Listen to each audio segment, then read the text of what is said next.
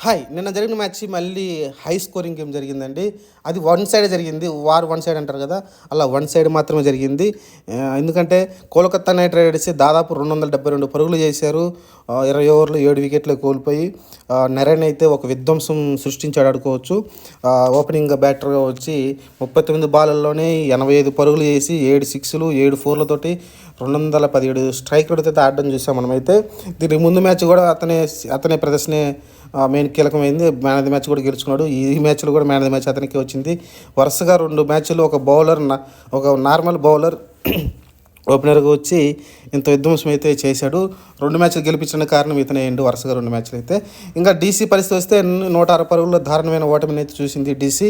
మొన్న చెన్నై మీద గెలిచారు కానీ గెలిచిన సంతోషం 10 నిమిషాలు కూడా నిలబడలేదు వాళ్ళకి. దారుణమైన ఓటమిని అయితే వాళ్ళైతే చూడడం చూసాం మనమైతే. ఏదైతే ఇప్పుడు డీసీ బౌలింగ్ ఎంచుకుందో టాస్ గెలిచి ఆ తర్వాత మొదలైందండి విధ్వంసం. ఎందుకంటే చాలా రికార్డులు అయితే వచ్చి రావడం చూసాం. ఎందుకంటే పవర్ ప్లేలో ఇప్పుడు 6 ఓవర్లో దాదాపు 8 పరుగులు ఇదే హైయెస్ట్ ఇప్పటి వరకు. ఎందుకంటే అసలుకి ఈ సిరీస్లు కాదు, ఈ టోర్నమెంట్లో ఐపీఎల్ స్టార్ట్ అయిన కాడ నుంచి ఒక పవర్ ప్లేలో 6 ఓవర్లకి 88 పరుగులు ఇది హైయెస్ట్. ఎందుకంటే మొన్న ఎస్ఆర్హెచ్ కూడా 277 పరుగులు చేసినప్పటికీ పవర్ ప్లేలో ఇన్ని పరుగులు అయితే రాలేదు. ఇదే హైయెస్ట్ అనమాట. ఇంకపోతే ఆ తర్వాత వచ్చిన ఈ మ్యాచ్లో డెబ్యూ చేశాడు రఘువంశీ అని కొత్త కుర్రాడిని డెబ్యూ చేశారు. అతనైతే మళ్ళీ అందిపుచ్చుకున్నాడు. అతను కూడా 200 స్ట్రైక్ రేట్తో అయితే 27 బాల్‌ల్లోనే 54 పరుగులు చేసి నరానికి తోడుగా అయితే విధ్వంసం చేశాడు. 3 సిక్స్‌లు 5 ఫోర్‌లతో అయితే మంచి బ్రైట్ ఫ్యూచర్ అయితే అతనికి ఉంది. ఎందుకంటే ఆ పిచ్ మంచి బ్యాటింగ్ ట్రాక్ బాగుంది. అతనైతే దాన్ని సద్వినియోగం చేసుకున్నాడు. ఎందుకంటే మిగతా బ్యాటర్స్ ఎవరు చేసుకోలేకపోయారు. ఇప్పుడు మనం డీసీలో చూస్తే వాళ్ళు ఎవరు కూడా పృథ్వీ షా కానీ వార్నర్ కానీ పెద్ద సద్వినియోగం ఎవరు చేసుకోలేకపోయారు. ఇక్కడైతే కొత్తగా వచ్చిన కుర్రాడైతే భలే సద్వినియోగం చేసుకున్నాడు. భలే అయితే ఆడి ఆ టార్గెట్లో అతని ఏదైతే 272 పరుగుల భాగస్వామ్యం టార్గెట్ ఉందో దాన్ని నిర్మించడంలో అతను కూడా సహకారం అందించడంతో ఆ తర్వాత రసెల్ని అప్ ది ఆర్డర్ పంపించారు, ప్రమోషన్ ఇచ్చారు. ఎందుకంటే మంచిగా ట్రాక్ బాగుంది కాబట్టి రసెల్ని పై పంపిస్తే రసెల్ కూడా విధ్వంసం చేశాడు. 215 స్ట్రైక్ రేట్ తోటి 41 పరుగులు చేశాడు 19 బాల్స్లోనే. అది కూడా 3 సిక్స్‌లు 4 ఫోర్‌లతో అయితే అతను కూడా విధ్వంసం గట్టిగానే చేశాడు. కానీ అతను ఉన్నప్పుడు ఇషాంత్ శర్మ బౌల్డ్ చేయకుండా ఉంటే ఏదైతే ఎస్ఆర్హెచ్ రికార్డు ఉందో 277 పరుగుల రికార్డ్ని, ఎందుకంటే లాస్ట్ ఓవర్లో 13 పరుగులే కావాలి. అంతకుముందు ప్రతి ఓవర్ కూడా 18 పరుగులు 15 పరుగులు 20 పరుగులు వస్తూ ఉన్నాయి. కానీ లాస్ట్ ఓవర్లో చాలా తక్కువ పరుగులు ఇవ్వడం చూసాం మనమైతే. 2 వికెట్లు కూడా తీసుకోవడం చూసాం మనము. అక్కడ ఇషాంత్ శర్మ కట్టడి చేయగలడు. కానీ మంచి యార్కర్ తోటి అయితే రష్యల్ని అయితే అవుట్ చేయడం చూసాం. బ్లాక్ చేశాడు అనమాట వికెట్ల ముందైతే. కుప్పగోలిపోయాడు రష్యల్ అయితే. ఆ తర్వాత రింకు సింగ్ కూడా మళ్ళీ గట్టిగా ఆడే ప్రయత్నం చేశాడు. రింకు సింగ్ కూడా 8 బాల్‌లో 26 పరుగులు 3 సిక్స్‌లతోటి 1 ఫోర్‌తోటి అయితే 375 స్ట్రైకర్తో ఆడాడు. రింకు సింగ్కి 100కి 200% T20 వరల్డ్ కప్లో అయితే ప్లేస్ అయితే ఖాయమైపోయినట్టే. ఎందుకంటే లాస్ట్ మ్యాచ్ కూడా బాగానే ఆడాడు, ఈ మ్యాచ్ కూడా బాగానే ఆడటం చూసాం మనం అయితే.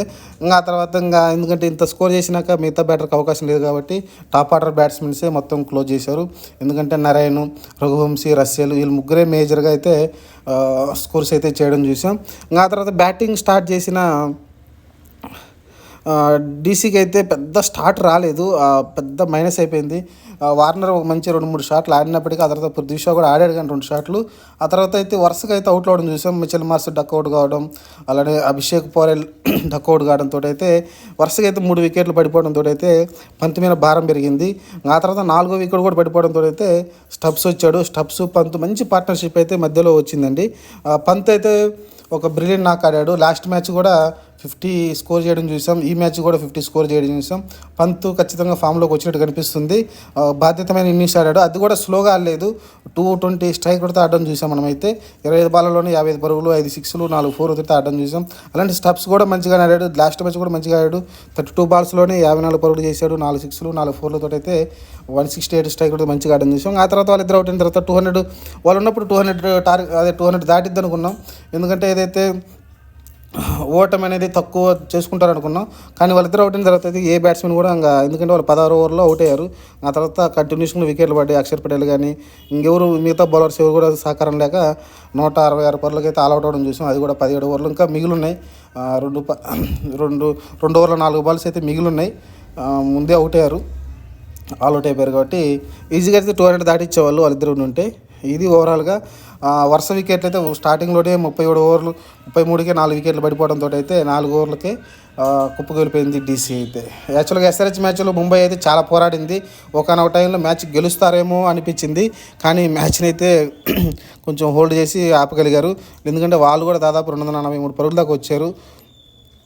అంత దూరం వచ్చి వాళ్ళైతే ఎక్కువ మార్జిన్ లేకుండా 28 పరుగుల తేడాతో అయితే ఓడిపోవడం చూసాం. కానీ ఇక్కడైతే 106 పరుగుల తేడాతో అయితే డీసీ ఓడిపోయింది.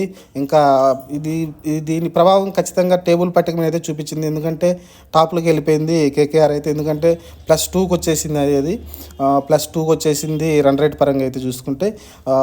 డీసీకి చాలా మైనస్ అవుద్ది, ఎందుకంటే మైనస్లోకి వెళ్ళిపోద్ది. కాబట్టి రేపు 4వ ప్లేస్లో 3వ ప్లేస్లో పోటీ పడ్డప్పుడు ఈ రన్ రేట్ అనేది కీలకమవుద్ది.